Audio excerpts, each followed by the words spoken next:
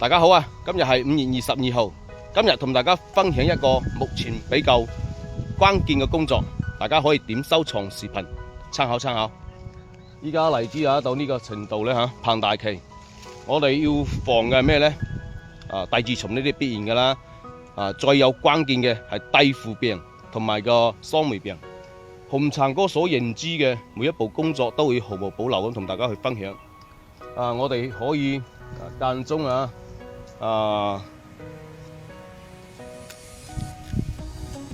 你睇呢個蒂，呢個蒂如果入邊係黃色嘅，冇係白色嘅，咁呢個就係有可能係蒂腐病，所以我哋摘多幾棵樹去測試下，知道未啊？到我哋要打咩呢？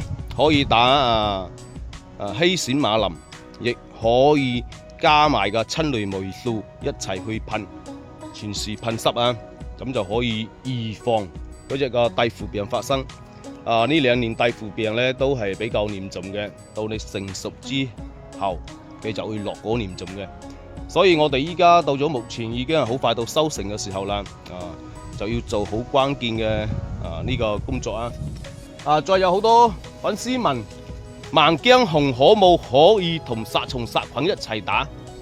係可以㗎嚇。到呢個程度果頭夠大延伸啦，有少少紅頭啦，咁就可以噴萬薑紅蓆式啦嚇。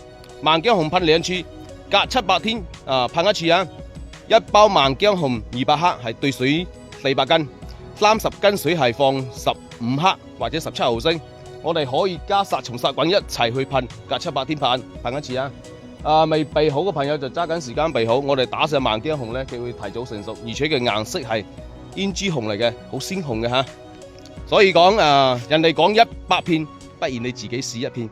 祝大家身體健康啊！防好蒂腐病啊！